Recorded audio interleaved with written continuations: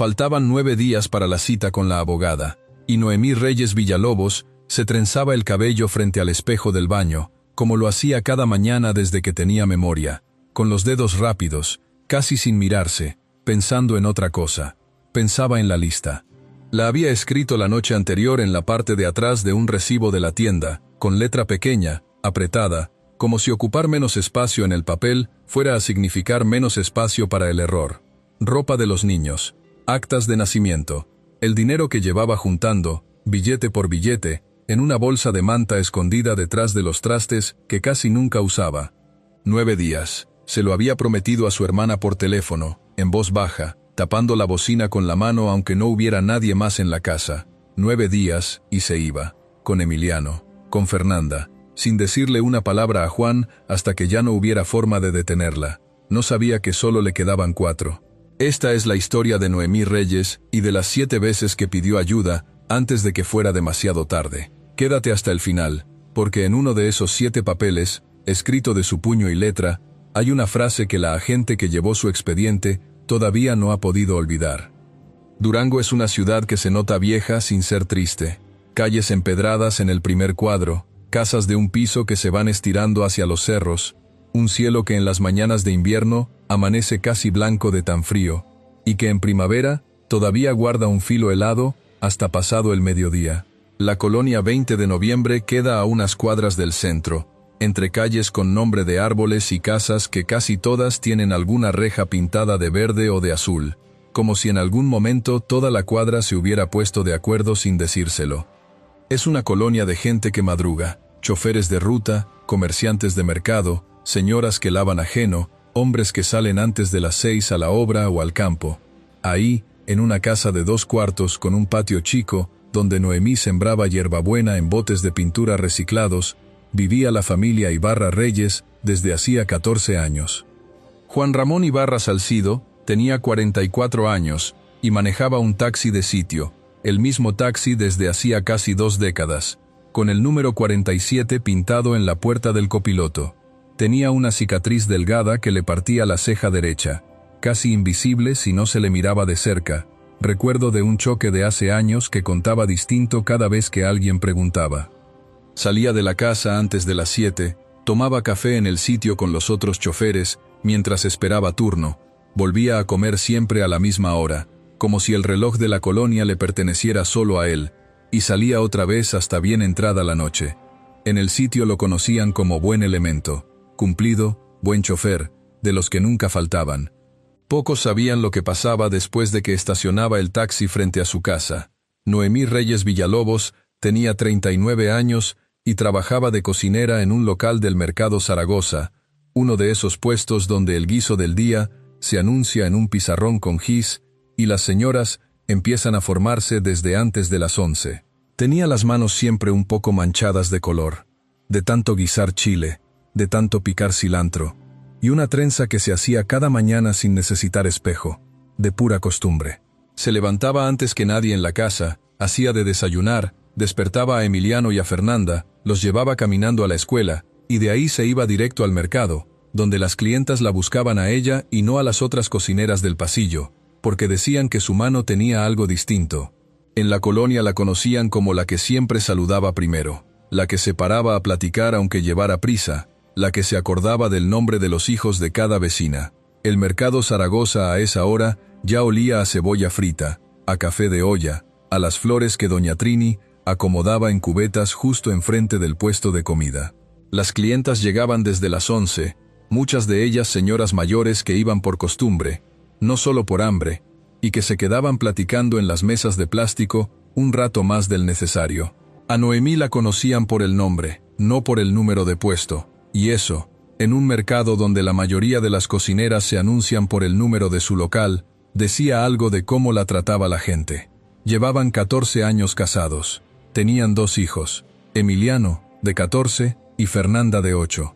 Los primeros años nadie hubiera imaginado nada de esto. Juan y Noemí se conocieron en la boda de un primo, bailaron toda la noche sin sentarse, y a los 8 meses ya estaban casados en la parroquia del barrio de Analco, con las bancas llenas, y una fiesta que terminó armándose en la calle porque no cupieron todos los invitados adentro. La gente que los vio de novios se acuerda de un Juan distinto, atento, bromista, de los que ayudaban a cargar las bolsas del mandado sin que nadie se lo pidiera, de los que llegaban temprano a las fiestas familiares para ayudar a acomodar las mesas. Nadie en esa boda, ni siquiera Rosalinda, la hermana de Noemí, que bailó con él esa noche y lo encontró simpático, se hubiera imaginado en lo que se iba a convertir 14 años después. Cambió despacio. Así cambian estas cosas, casi siempre. Empezó con preguntas. ¿Que a dónde vas? ¿Que con quién? ¿Que por qué te tardaste tanto en la tienda si nada más eran 2 cuadras? Preguntas que al principio sonaban a cariño, y que Noemí, recién casada, hasta agradecía, porque las tomaba como preocupación de esposo nuevo. Después las preguntas se volvieron reclamos.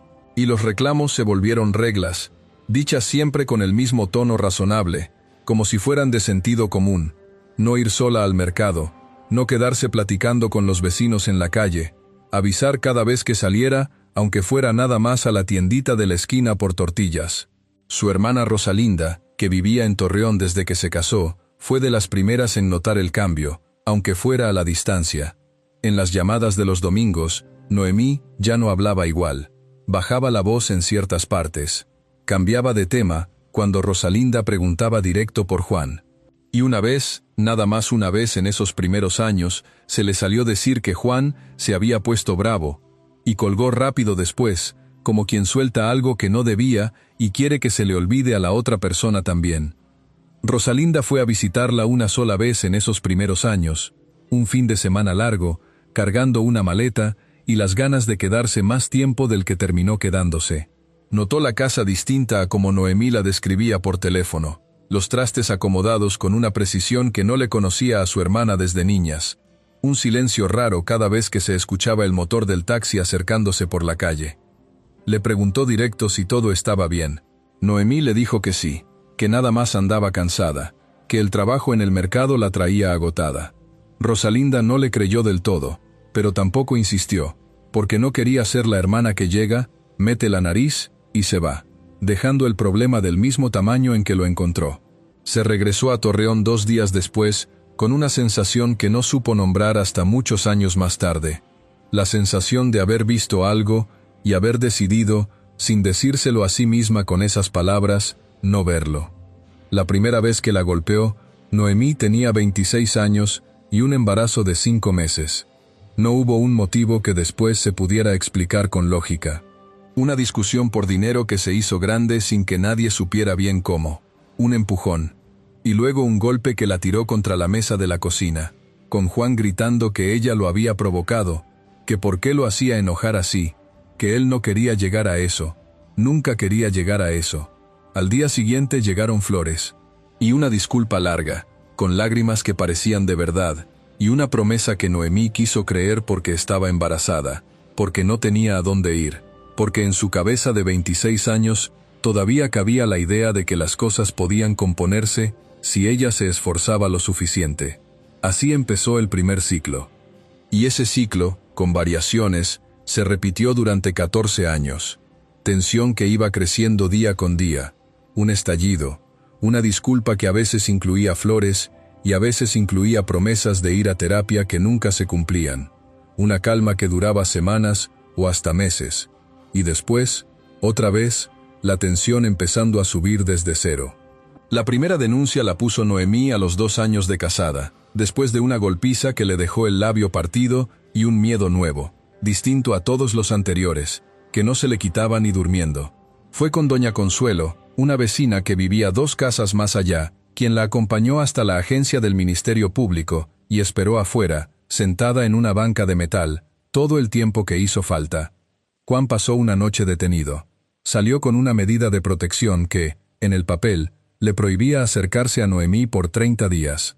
En la práctica, esa medida de protección no sirvió de mucho. Los dos seguían viviendo bajo el mismo techo porque Noemí no tenía dinero para rentar otra casa, porque sus papás ya habían fallecido, porque su única red de verdad, su hermana, vivía a 4 horas de camino.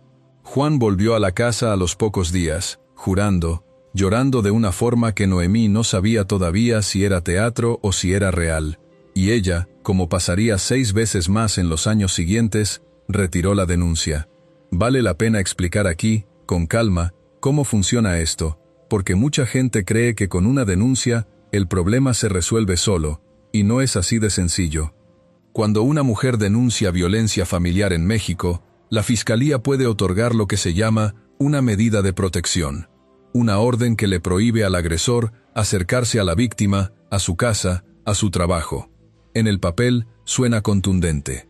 En la vida real, esa orden depende de que alguien la haga cumplir, y en casas como la de Noemí, donde el agresor vive bajo el mismo techo, donde no hay dinero para una renta aparte, donde los hijos necesitan un techo y una manutención, la medida de protección se vuelve, muchas veces, una hoja más en una carpeta.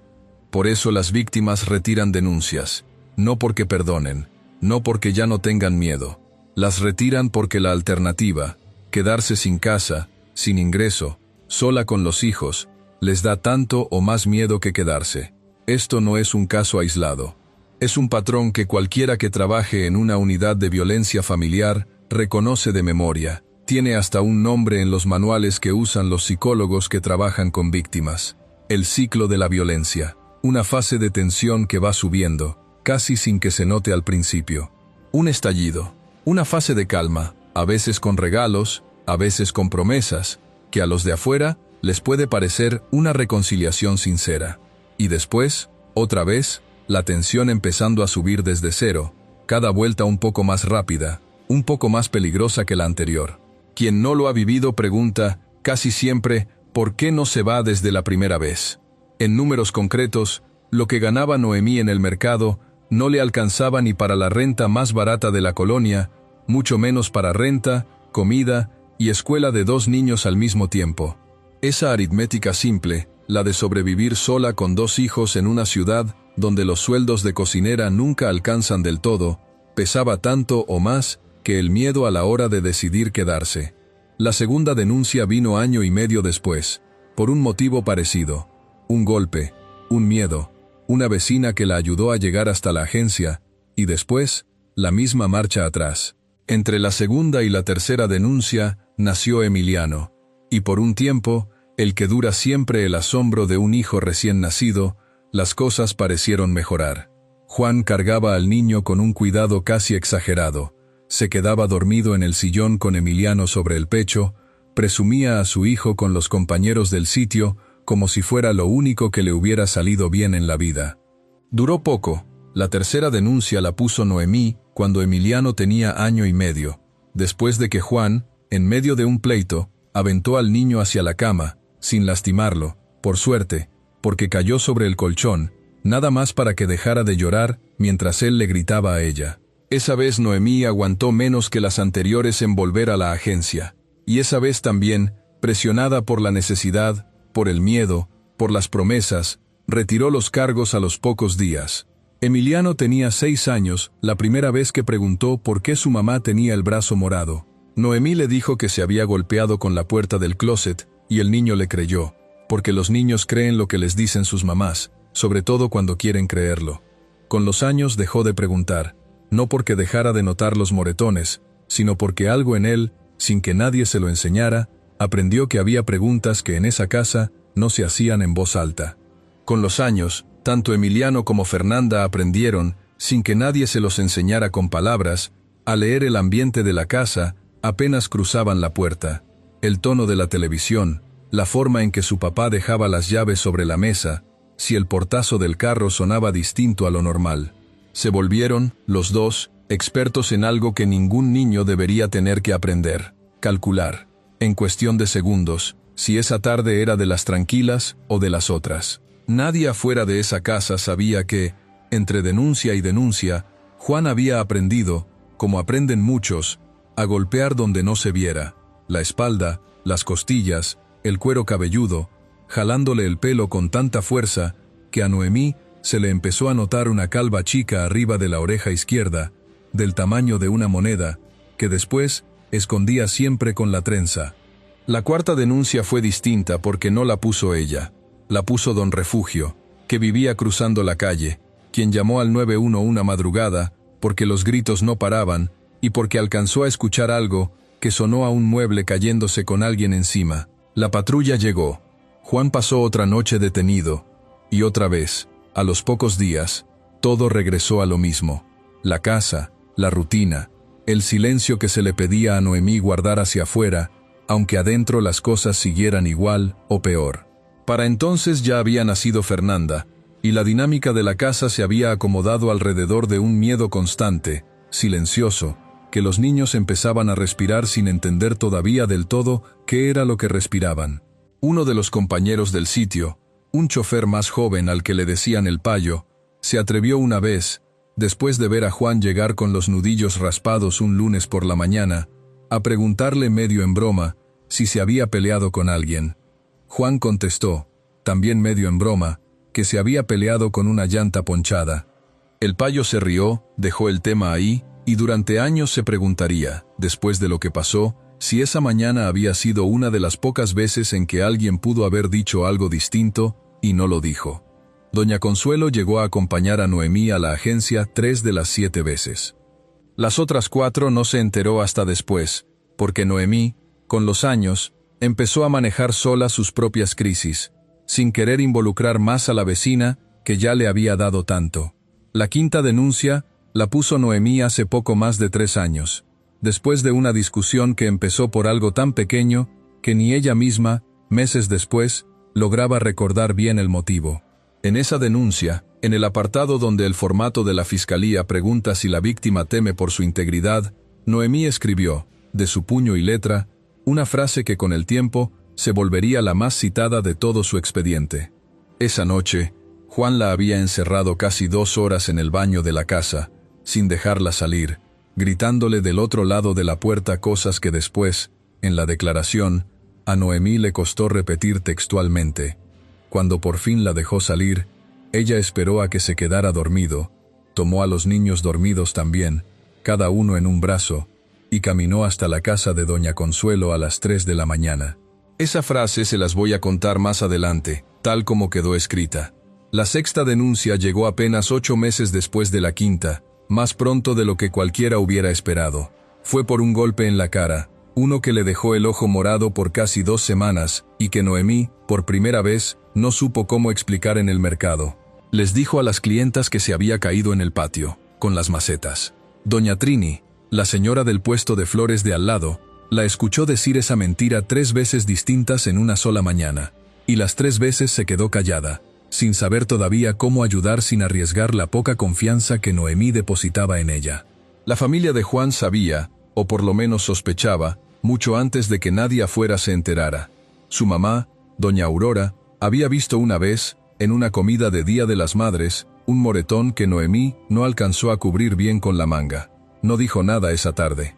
Tampoco después. Prefería pensar que su hijo, el mismo niño que ella había criado sola, después de que el papá de Juan los dejara cuando él tenía 8 años, no era capaz de algo así, o que si lo era, no era asunto suyo meterse en la vida de una pareja casada.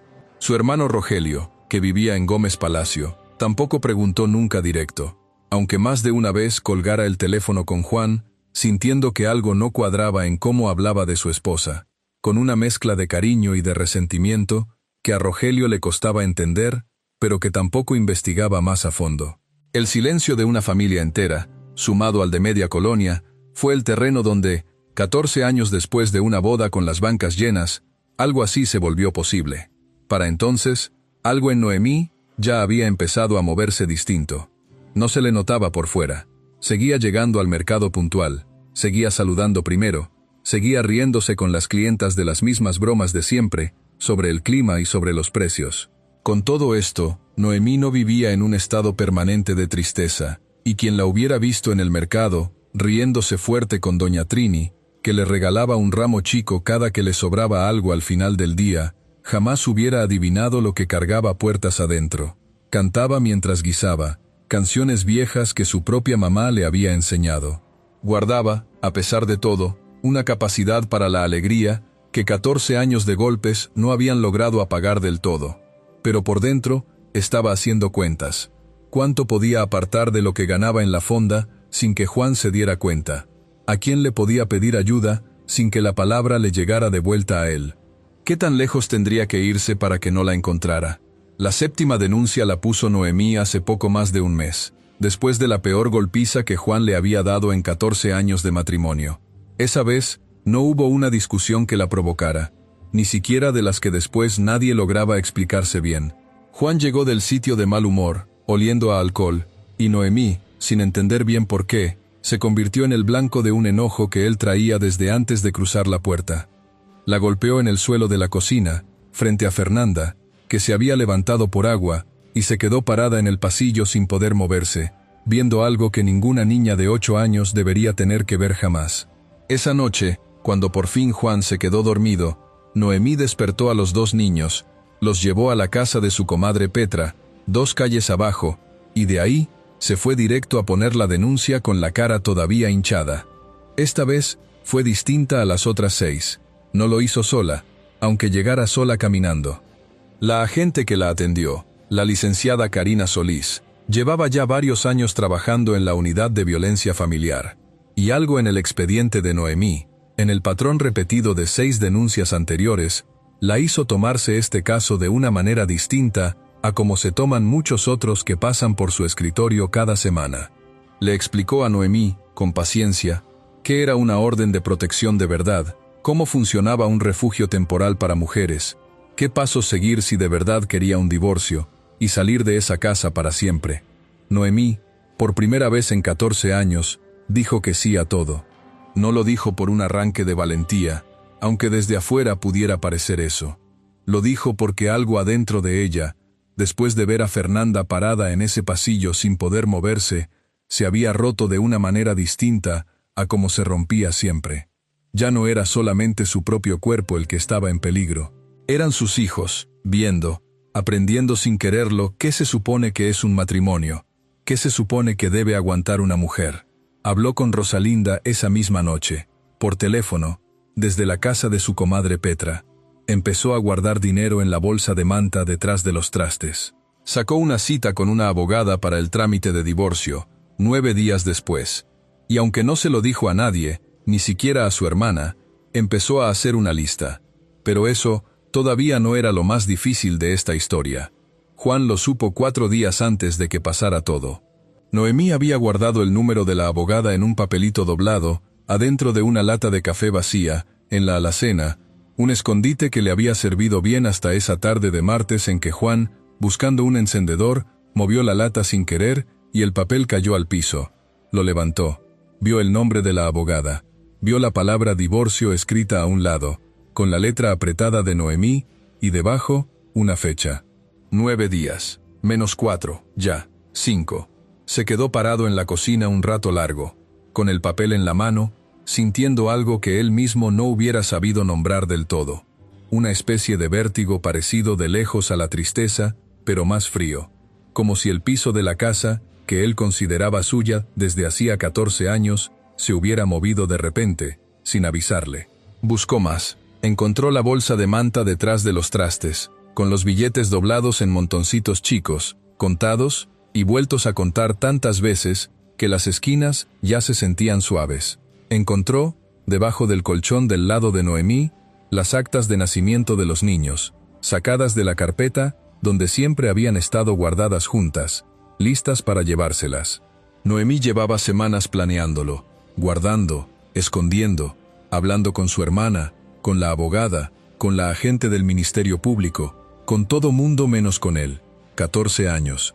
Y había construido una salida entera sin que él se enterara de nada, sin que él pudiera meter una sola palabra, un solo ruego, una sola amenaza para detenerla a tiempo.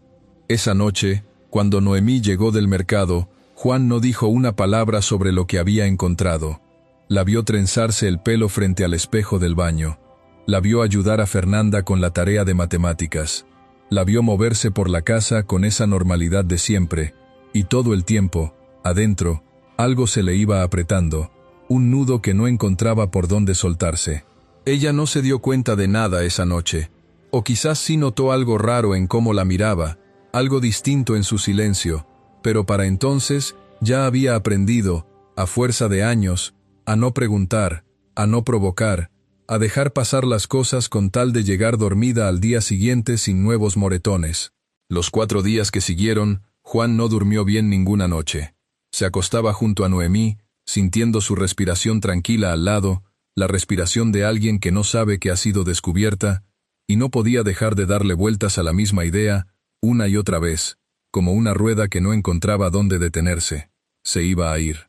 De verdad se iba a ir, con los niños, con la abogada ya contratada, con la agente del Ministerio Público de su lado, con su hermana esperándola en Torreón, con la casa lista, con un cuarto ya pensado para Emiliano y otro para Fernanda. 14 años. Manejaba el taxi de día pensando en eso. Contestaba a los pasajeros con monosílabos. Se le pasaban las calles. 2 veces le tocaron el claxon por quedarse detenido en un alto ya en verde, perdido en algo que nadie en ese carro podía ver. En el sitio, sus compañeros lo notaron distinto, más callado, más tenso de lo normal, pero nadie preguntó demasiado, porque Juan nunca había sido de los que hablaban de su vida privada, ni cuando las cosas iban bien, ni cuando iban mal. En su cabeza, empezó a formarse una idea que al principio ni él mismo se atrevía a nombrar del todo. Una idea que aparecía de noche, se difuminaba en la mañana con el ruido de la casa despertando, y regresaba más clara al día siguiente, como una mancha que en vez de lavarse con el tiempo, se va fijando más a la tela. Si Noemí se iba, él perdía todo lo que consideraba suyo. La casa se quedaría vacía de sentido. Los niños crecerían en otra ciudad, llamando papá, solo por teléfono, si acaso, mientras una abogada y una agente del Ministerio Público lo pintaban frente a un juez como el hombre que de verdad era, aunque él prefiriera pensar en sí mismo de otra manera, como alguien que solo había perdido la paciencia algunas veces, nunca como alguien capaz de lo que estaba a punto de hacer. Adentro de Juan crecía algo más viejo y más feo que los celos comunes. La idea de que Noemí le pertenecía, que 14 años de matrimonio, con todo y golpes, con todo y denuncias, le habían ganado un derecho sobre ella que ningún papel de abogada, ninguna licenciada del Ministerio Público, le podía quitar de un plumazo. Noemí, esos mismos 4 días, los vivió distinto. Los vivió con una esperanza que no se permitía nombrar en voz alta, por si acaso, por superstición, por miedo a agafarla. Le platicó a doña Trini, en voz baja, mientras acomodaban las flores una mañana, que estaba pensando en un cambio grande. No dijo más. Doña Trini no preguntó más, pero las dos se quedaron un rato paradas ahí, entre las flores, con algo parecido a la esperanza flotando entre ellas. Nadie en esa calle, ni doña Trini, ni doña Consuelo, ni don Refugio, imaginaba lo que venía. El jueves, 2 días antes, Juan se quedó sentado en el taxi estacionado a media cuadra de su propia casa, casi 1 hora, sin bajarse, mirando la puerta, mirando la ventana de la cocina donde se alcanzaba a ver a Noemí, moviéndose de un lado a otro. El viernes empezó a tomar más de lo normal. Cervezas primero, en el sitio, con los compañeros, y después, ya solo, algo más fuerte que guardaba en la cajuela del taxi para las noches largas de trabajo. El sábado, un día antes, sacó el martillo de la caja de herramientas. Estaba ahí desde hacía años, entre un desarmador de cruz y una llave inglesa, guardado para componer cualquier cosa que se descompusiera en el camino. Un espejo suelto, una manija floja, un tapón de rueda. Lo sacó, lo miró un rato largo, dándole vueltas entre los dedos. Lo volvió a guardar.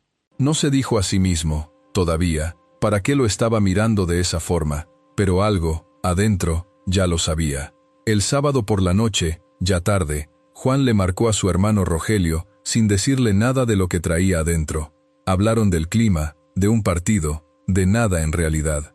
Colgó sin haber dicho la única cosa que de verdad quería decir, sin encontrar las palabras, o quizás sin querer encontrarlas, porque decirlas en voz alta hubiera significado hacerlas más reales de lo que él todavía estaba dispuesto a admitir. El domingo amaneció nublado, uno de esos días de Durango en que el frío se mete, aunque ya casi sea primavera, y las jacarandas de la avenida ya hayan empezado a botar flor morada sobre las banquetas. Se alcanzaba a oler el nixtamal de la tortillería de la esquina, mezclado con el olor a tierra mojada que deja la llovizna de la madrugada. En la radio de algún vecino sonaba una estación de música ranchera, baja, de fondo, la clase de sonido que en esa colonia acompaña casi cualquier domingo sin que nadie le preste demasiada atención. En toda la colonia 20 de noviembre, esa mañana transcurría igual que cualquier otro domingo. Alguien lavaba su carro con la manguera en la entrada. Un puesto de elotes ya se instalaba en la esquina. Las campanas de la iglesia del barrio llamaban a la misa de las 10. Emiliano se había ido temprano a jugar fútbol con unos amigos de la cuadra, con el uniforme del equipo de la colonia que Noemí le había lavado la noche anterior. Fernanda estaba con doña Herminia, la mamá de Noemí, que había ido a buscarla la tarde anterior para llevarla a misa y de ahí a comer, como hacían casi todos los domingos desde que Fernanda tenía memoria. La noche del sábado, antes de dormir, Fernanda le pidió a su abuela que le contara el cuento de siempre, el de la conejita que se pierde en el monte y encuentra el camino de regreso por el olor de las flores de su mamá. Doña Herminia se lo contó, como cada vez, sin saber que esa sería, sin que ninguna de las dos lo supiera todavía, la última vez que se lo pediría, pensando que su mamá estaría ahí para abrazarla al día siguiente. La casa, por primera vez en mucho tiempo, estaba vacía de niños. Noemí aprovechó la mañana para adelantar cosas. Lavó ropa y la tendió en el patio, entre las macetas de hierbabuena que ya empezaban a crecer bonito con el cambio de clima. Barrió el pasillo. Y a eso de las 11 se sentó en la mesa de la cocina, con un café que se le fue enfriando sin que se diera cuenta, a revisar de nuevo la lista, la que ya llevaba varios días perfeccionando en su cabeza, aunque en el papel siguiera casi igual desde la primera vez que la escribió. Juan llegó a las 11:30, antes de lo que ella esperaba para un domingo. No traía el uniforme de siempre para andar en el taxi. Traía una playera vieja, de esas que se ponen ya solo para trabajos sucios, y una expresión que Noemí conocía, una que llevaba 14 años aprendiendo a leer en la cara de su marido, y que esa mañana no logró leer del todo bien porque venía mezclada con algo que no había visto antes. ¿Ya no vas a trabajar?, le preguntó ella, doblando el papel de la lista y guardándolo debajo del salero, un gesto reflejo, un acto de sobrevivencia aprendido a fuerza de años. Juan no contestó de entrada. Se quedó parado en la puerta de la cocina, viéndola, con las manos metidas en los bolsillos del pantalón. «Encontré el papel de la abogada», dijo, al fin, con una voz baja que a Noemí se le clavó en el estómago antes de que terminara de entender del todo las palabras. El silencio que siguió duró, según lo que después se pudo reconstruir en el expediente, no más de 10 o 15 segundos. Pero en esos segundos Noemí ya sabía lo que venía, con la misma claridad con que uno sabe que una taza se va a caer una fracción de segundo antes de que toque el piso, cuando ya nada de lo que se haga la puede detener. Se paró de la silla. Dijo su nombre, Juan, en un tono que buscaba calmarlo, el mismo tono que había usado tantas veces en 14 años, el que a veces funcionaba y a veces no. Esta vez no funcionó. Juan cruzó la cocina en 2 pasos y la tomó del brazo con una fuerza que la hizo perder el equilibrio contra la estufa. Ella gritó su nombre otra vez, ahora con un miedo real, distinto al de siempre, porque algo en la cara de Juan le decía que esta vez no iba a parar con un golpe y una disculpa al día siguiente. Salió de la cocina hacia el patio, tropezando con una de las macetas de hierbabuena, buscando la puerta de la calle, gritando ya no el nombre de Juan sino auxilio, un grito que alcanzó a escucharse hasta la casa de doña Consuelo, 2 puertas más allá, quien en ese momento estaba en su cocina preparando el mole para la comida del domingo. No llegó a la puerta de la calle. Juan la alcanzó junto al tendedero, entre las sábanas recién lavadas que se movían con el viento frío de esa mañana nublada, y ahí, en ese pedazo de patio donde ella sembraba hierbabuena en botes de pintura reciclados, la golpeó con el martillo que había sacado la noche anterior de la caja de herramientas del taxi y que había traído consigo, escondido bajo la playera vieja, desde que cruzó la puerta de la casa esa mañana. El primer golpe la tiró al piso. Los que siguieron, doña Consuelo los escuchó desde su cocina, sin saber todavía qué eran. Un sonido seco, repetido, que se mezclaba con los gritos de Noemí, gritos que se fueron apagando más rápido de lo que cualquier vecino hubiera querido creer posible. Cuando doña Consuelo, ya con el teléfono en la mano, se asomó por encima de la barda que separaba los 2 patios, el silencio ya se había hecho total. Vio a Juan de pie junto al tendedero, con el martillo todavía en la mano derecha, la playera vieja salpicada de un color oscuro, que se notaba incluso bajo el cielo nublado de esa mañana, mirando hacia abajo, hacia donde estaba Noemí, inmóvil, entre las sábanas que ya no se movían con el viento, porque alguien las había jalado al piso en la caída. Doña Consuelo marcó al 911 con las manos temblando tanto que le costó 3 intentos.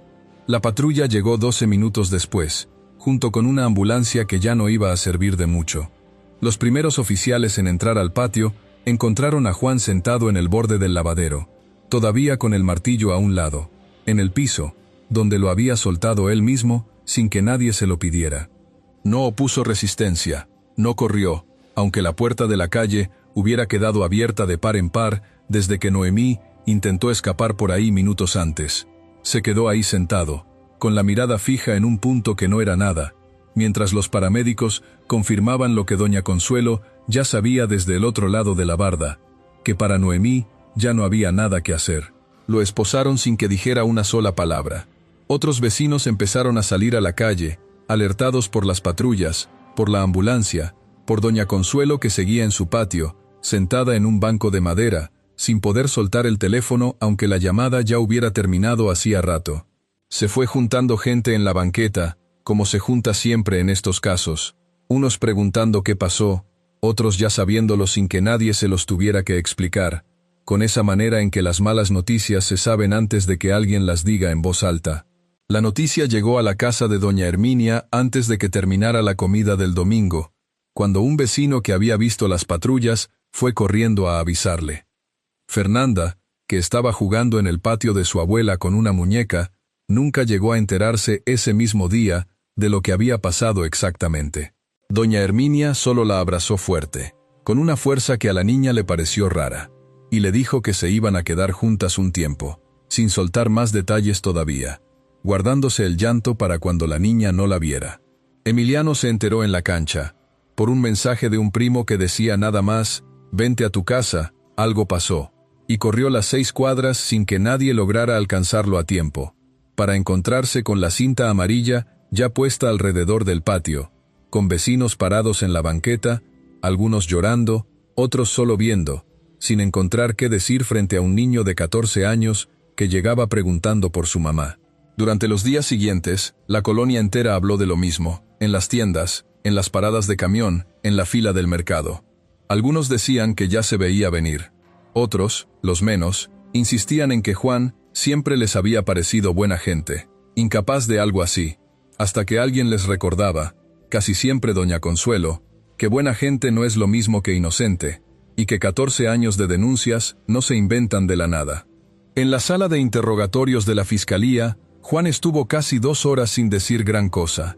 Contestaba con monosílabos, con la mirada baja, con las mismas manos que habían manejado un taxi durante casi 20 años sin un solo accidente grave, temblando sobre la mesa metálica. Le preguntaron su nombre completo, su edad, si entendía sus derechos. Contestó a todo eso sin problema, con la voz plana de alguien que responde de memoria. Fue la licenciada Karina Solís, la misma agente que 14 días antes había tomado la 7ª denuncia de Noemí, quien entró a la sala pasada la 1 de la tarde, cuando se enteró de quién era el detenido y reconoció el apellido de inmediato. No le preguntó de entrada por el martillo, ni por el patio, ni por la hora exacta de los hechos. Puso sobre la mesa una copia del expediente completo de Noemí, 7 carpetas, 7 fechas, 14 años resumidos en papel con sello oficial. ¿Sabe cuántas veces vino su esposa a pedir ayuda a esta oficina?, le preguntó, sin levantar la voz. Juan no contestó. 7 veces, señor Ibarra, 7 veces en 14 años. Y las 7 veces, alguien en esta oficina le explicó que había una salida. Y las 7 veces, usted encontró la forma de que ella se quedara.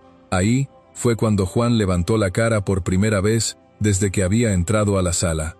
Se iba a ir con mis hijos, dijo, con una voz que a la licenciada Solís, según contaría después, le sonó más a indignación que a arrepentimiento, como si todavía, incluso ahí, esposado en una sala de interrogatorios con su esposa muerta desde hacía apenas unas horas, siguiera pensando que era Noemí quien le había hecho algo a él. Su esposa tenía una cita con una abogada en 9 días, le contestó la licenciada, sin alterar el tono. Le quedaban 4 para llegar a esa cita. ¿Sabía usted algo de esa cita antes del domingo?, insistió la licenciada. Juan tardó en contestar. Cuando lo hizo, no lo negó. Encontré un papel, dijo, el martes. ¿Y qué hizo con esa información, señor Ibarra? Juan no contestó esa pregunta. Se quedó viendo la mesa metálica, las manos todavía temblando, como si la respuesta fuera algo que él mismo no quisiera escuchar en voz alta, formulada así, tan directa, tan imposible de suavizar. Juan no dijo nada más después de eso durante un rato largo. Bajó otra vez la cara. Y durante el resto del interrogatorio solo repitió, cada tanto, casi la misma frase, como si necesitara convencerse a sí mismo, tanto como a los que estaban del otro lado de la mesa, que él no había querido llegar a eso, que las cosas se le habían salido de las manos, que él la quería, que nunca pensó que fuera a pasar así. Nadie en esa sala le creyó del todo, ni falta que hacía. El expediente, con sus 7 fechas y sus 7 denuncias, ya hablaba por sí solo, con más fuerza que cualquier cosa que Juan pudiera decir esa tarde. El caso se armó rápido, en buena parte porque el expediente ya estaba prácticamente hecho desde antes de que Noemí muriera. A Juan lo acusaron de feminicidio, que es como se le llama, en Durango y en el resto de México, al asesinato de una mujer cuando hay de por medio razones de género, relación de pareja o expareja, antecedentes de violencia familiar o señales claras de que se le mató precisamente por ser mujer y no por cualquier otro motivo. Las 7 denuncias previas, las que durante 14 años parecieron no servir de mucho, se convirtieron en la pieza central de la acusación, prueba documentada, con fecha y sello, de un patrón que la Fiscalía no tuvo que reconstruir de memoria, porque ya estaba ahí, archivado. La defensa intentó, al principio, argumentar que se había tratado de un arrebato, algo pasional, sin premeditación, alegando que Juan había actuado en un momento de descontrol emocional al enterarse del divorcio. El argumento no avanzó mucho frente al testimonio de doña Consuelo, frente al hallazgo del martillo sacado la noche anterior de la caja de herramientas del taxi, frente al hecho, confirmado por los compañeros del sitio, de que Juan había pasado el sábado entero bebiendo y mirando hacia su propia casa sin razón aparente. No fue fácil sostener la idea de un arrebato repentino frente a 7 carpetas que mostraban, más bien, 14 años de patrón repetido. El juicio duró poco más de 4 meses. Declaró Rosalinda, la hermana de Noemí, que viajó desde Torreón cada vez que la citaron. Declaró doña Consuelo, con la voz quebrada al describir lo que había escuchado esa mañana desde su cocina. Declaró la licenciada Karina Solís, con el expediente completo sobre el escritorio del juzgado. Declaró, por escrito, la propia Noemí, a través de las 7 denuncias que había presentado en vida y que el juez admitió como prueba documental del patrón de violencia. También declararon, brevemente, algunas clientas del mercado, que hablaron de una mujer trabajadora, querida, que nunca dio motivo para lo que le pasó. Palabras que en un caso como este no deberían ni hacer falta decir, pero que la Fiscalía consideró importante que constaran en el expediente, para que nadie después pudiera insinuar otra cosa. Uno de los momentos que más se comentó entre quienes asistieron a las audiencias fue cuando la licenciada Solís leyó, una por una, las fechas de las 7 denuncias frente al juzgado, sin adornar nada, sin agregar comentario, dejando que el simple conteo de años y meses entre una y otra hiciera su propio efecto en la sala. 2 años, año y medio, 2 años y medio, 8 meses, 1 año, 3 años, 1 mes. La defensa de Juan, en su alegato final, insistió en que su cliente merecía consideración por haber pasado, según ella, por un divorcio inminente sin haberlo procesado emocionalmente. La jueza, al dictar sentencia, respondió a ese argumento con una sola frase, que después reprodujeron los periódicos locales que cubrieron el caso, que el dolor de perder un matrimonio nunca justifica, bajo ninguna lectura de la ley, el asesinato de la persona con quien se compartió ese matrimonio. A la lectura de la sentencia llegaron, además de la familia, varias mujeres que ni siquiera conocían a Noemí en persona, convocadas por un grupo local que da acompañamiento a víctimas de violencia familiar en Durango. Se sentaron en las últimas bancas de la sala, en silencio, nada más para que doña Herminia y Rosalinda no estuvieran tan solas ese día. Ninguna de ellas habló en la audiencia. No hacía falta. La sentencia llegó un martes de octubre. 45 años de prisión. la pena máxima que el Código Penal de Durango contempla para el feminicidio agravado por violencia familiar previamente denunciada. Fernanda y Emiliano se quedaron a vivir con doña Herminia, en la misma colonia, a 8 cuadras de la casa donde crecieron, que ahora está vacía, con la reja verde empezando a oxidarse por falta de quien la pinte, y las macetas de hierbabuena secas desde hace meses en el patio. Rosalinda viaja desde Torreón una vez al mes para verlos, a veces más seguido, si puede juntar el pasaje. Ha hablado, más de una vez, de llevárselos a vivir con ella, donde tiene más espacio y un trabajo más estable, pero doña Herminia no quiere soltarlos. Dice que ya perdió a su hija y que no va a perder también a sus nietos, aunque eso signifique verlos crecer sin sus papás. Uno muerta, el otro en la cárcel a 45 años de distancia. Rosalinda carga, desde entonces, el recuerdo de aquel fin de semana largo, la vez que notó algo raro y decidió no insistir. Se lo ha dicho a su terapeuta, en Torreón, más de una vez, que no hay manera de saber si insistir aquella vez hubiera cambiado algo, pero que la pregunta, la visita de todas formas, sobre todo en las noches en que Fernanda le marca por videollamada, nada más para enseñarle un dibujo o contarle algo de la escuela, con la misma sonrisa que tenía su mamá. Doña Herminia, que antes de todo esto trabajaba medio tiempo lavando ropa ajena, tuvo que dejarlo para hacerse cargo de los niños de tiempo completo. Ahora borda servilletas por encargo, en las noches, después de que Fernanda y Emiliano se duermen, para completar el gasto. Nunca se queja frente a ellos. Dice que ya tuvo su tiempo de llorar, a solas, en el cuarto donde guarda todavía la ropa de Noemí, que no ha podido regalar ni tirar, doblada en el mismo cajón desde el funeral. Emiliano dejó el equipo de fútbol de la colonia poco después de lo que pasó.